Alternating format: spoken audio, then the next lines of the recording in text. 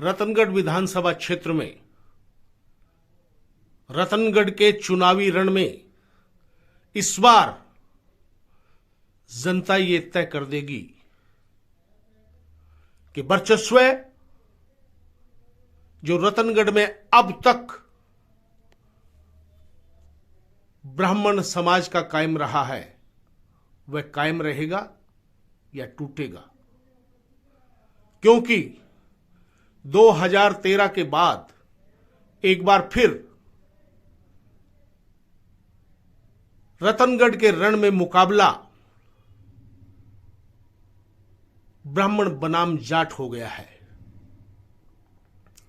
ऐसे में अनुसूचित जाति, मूल ओबीसी, राजपूत ये मतदाता ये निर्णय करेंगे कि रतनगढ़ के रण में जनता ब्राह्मण के साथ जाएगी या जाट के साथ जाएगी। जब से रतनगढ़ विधानसभा क्षेत्र का गठन हुआ है, कांग्रेस और भाजपा दोनों ही ब्राह्मण वर्ग से ही उम्मीदवार देती चली आ रही है। 2013 में पहली बार पूषाराम गोदारा को कांग्रेस ने टिकट देकर ब्राह्मण प्रत्याशी की परंपरा को तोड़ा था, लेकिन पूषाराम गोदारा चुनाव हार गए। तो 2018 में कांग्रेस ने फिर से भंवरलाल पुजारी ब्राह्मण पर अपना दांव खेला। तो वो ही पूषाराम गोदारा जो 2013 में कांग्रेस के प्रत्याशी रहे, बागी निर्दलीय खड़े हो गए। तो रतनगढ़ की जनता ने एक रूप होकर अभिनैस महर्षि का दामन पकड़ लिया और पूषाराम गोदारा,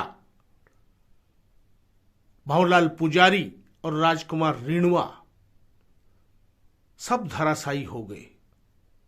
3 ब्राह्मण उम्मीदवार होने के बावजूद पूषाराम गोदारा ब्राह्मण को शिकस्त नहीं दे पाए। एक बार फिर 2023 में गोविंद डोटासरा प्रदेश कांग्रेस कमेटी के अध्यक्ष ने पूषाराम गोदारा पर दांव खेला है।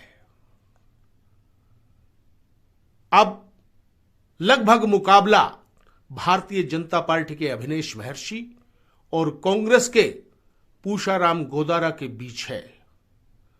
तो रतनगढ़ के इस रण में जनता जो फैसला करेगी उसकी जानकारी तो 3 दिसंबर को होगी, लेकिन जनता अपना फैसला ईवीएम में कैद 25 नवंबर को ही कर देगी।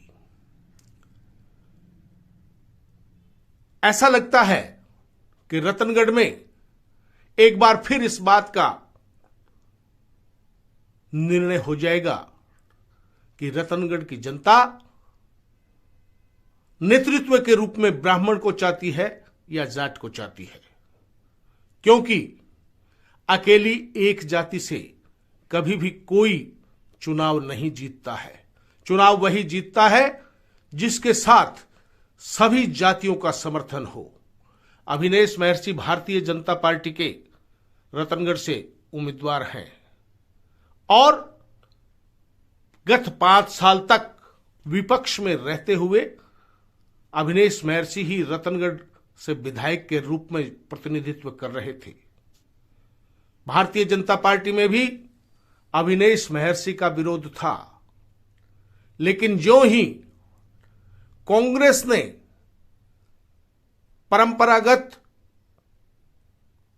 व्यवस्था को चुनौती देकर ब्राह्मण समाज को टिकट से वंचित कर दिया, तो अकेले अभिनैस महर्षि ही एकमात्र ब्राह्मण उम्मीदवार जनता के सामने रह गए और भारतीय जनता पार्टी में उनके घोर विरोध कर रहे लोग भी कांग्रेस के इस निर्णय के बाद पस्त होकर पुनः भारतीय जनता पार्टी के साथ हो लिए हैं।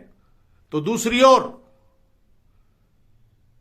जब पूषाराम गोदारा कांग्रेस के टिकट पर ब्राह्मण उम्मीदवार होता है तो बागी हो सकते हैं, तो कांग्रेस के भी गैर जाट लोग निश्चित रूप से अंदर से पीड़ित हैं, बाहर से वो चाहे कुछ भी कर रहे हों, लेकिन हकीकत में जनता किसके साथ है इसका पता तो आने वाले 3 नवंबर को ही चलेगा। फिर इस बार तो चूरू जिले के 6 विधानसभा क्षेत्रों में से सुजानगढ़ तो संवैधानिक रूप से अनुसूचित जाति के लिए आरक्षित है, लेकिन बाकी 5 सीटों पर 4 में कहीं भाजपा ने तो कहीं कांग्रेस ने जाट को ही प्रत्याशी बनाया था।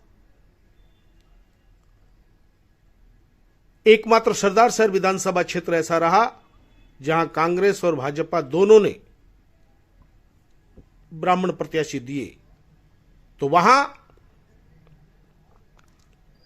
जाट समाज ने निर्दलीय के रूप में अलग से तान ठोक दी। ऐसे में अगर जिले की 6 विधानसभा सीटों पर गौर करें तो सुजानगढ़ को हम छोड़ भी दें तो बाकी सभी जगह एक मोर्चे पर जाट उम्मीदवार के रूप में समाज डटा हुआ है, कहीं भारतीय जनता पार्टी की ओर से तो कहीं कांग्रेस की ओर से।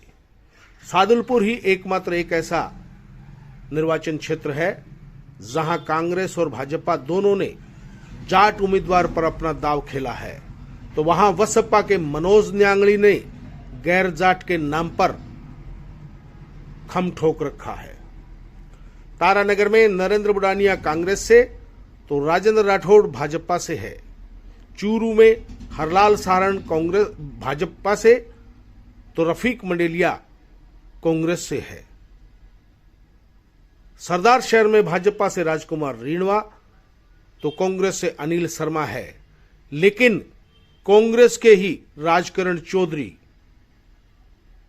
निर्दलीय रूप से भाजपा और कांग्रेस के असंतुष्टों के माध्यम से उम्मीदवार है। लेकिन हर जगह मुकाबले में जाट है और सामने 5 विधानसभा क्षेत्र में अलग अलग जाति के लोग हैं। इसका प्रभाव भी कमोबेश हर विधानसभा क्षेत्र पर ही पड़ेगा। जो नतीजा 30 दिसंबर को जब आएगा तो स्पष्ट हो जाएगा।